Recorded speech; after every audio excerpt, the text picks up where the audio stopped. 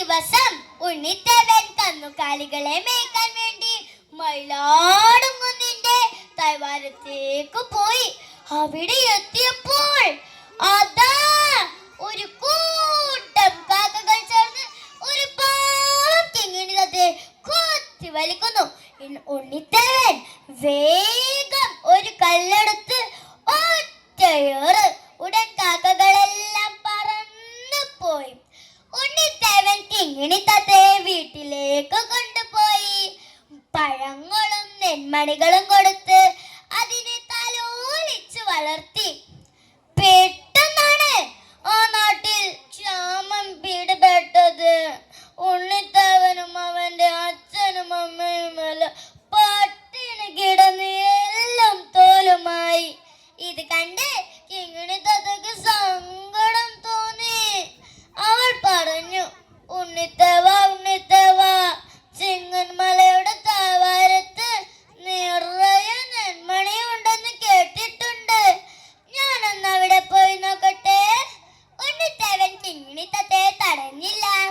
കിങ്ങിണി തത്ത ചിങ്ങൻമലയുടെ താഴ്വാരത്തേക്ക് യാത്രയായി. കുറച്ചു ദൂരം പറന്നപ്പോൾ അതാ ഒരു കൂട്ട കരച്ചിൽ. കുറേ കുട്ടിക്കഴുകന്മാർ വിശപ്പ് സഹിക്കാനാവാതെ കഴുകന്റെ ചുറ്റും നിന്ന് കരയുന്നതാണ് കണ്ടത്. ചിങ്ങിത്തത്തയെ കഴുകൻ കണ്ടതും അവളുടെ മെച്ചാടി വീട് കണ്ട് പറഞ്ഞു, എന്റെ കുഞ്ഞുങ്ങൾ വിശന്നിരിക്കുകയാണ്. ഞാൻ നിന്നെ കൊത്തി നുറുക്കിക്കൊണ്ട് എന്റെ കുഞ്ഞുങ്ങൾക്ക് നൽകും. നീ രക്ഷപ്പെടാൻ നോക്കണ്ട.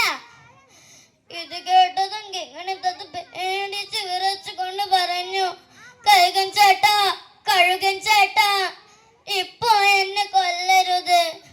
നെന്മണി തടിച്ചു കൊയ്ത്തിട്ട് ഞാൻ വേഗം തിരിച്ചു വരാം. ശരി, എന്നെ പറ്റിക്കരുത്. ഞാൻ ഇവിടെ തന്നെ നിന്നെ കാത്തു നിൽക്കും, കഴുകൻ പറഞ്ഞു. കിങ്ങിണി തത്ത ചിങ്ങൻമലയുടെ താഴ്വാരത്തുള്ള പൊന്തല്ലു കൃഷിക്കാരൻ പാക്കരൻ ചേട്ടന്റെ വീടിന് മുമ്പിലെത്തി. നിറയെ നെന്മണി കണ്ട് അവൾ സന്തോഷത്തോടെ തുള്ളിച്ചാടി. ഹായ് നെന്മണി! അവൾ പാക്കരൻ ചേട്ടനോട് നെന്മണി ചോദിച്ചു. നിനക്ക് ഞാൻ എത്ര നെന്മണി വേണമെങ്കിലും തരാം. പകരം തൂവൽ തൊപ്പി ഉണ്ടാക്കാൻ നിന്റെ കുറേ തൂവൽ എനിക്ക് തരണം. കിങ്ങിണി തത്ത വേഗം തന്നെ ഭംഗിയുള്ള തൂവലുകൾ പാക്കരൻ ചേട്ടനെ ഏൽപ്പിച്ചു.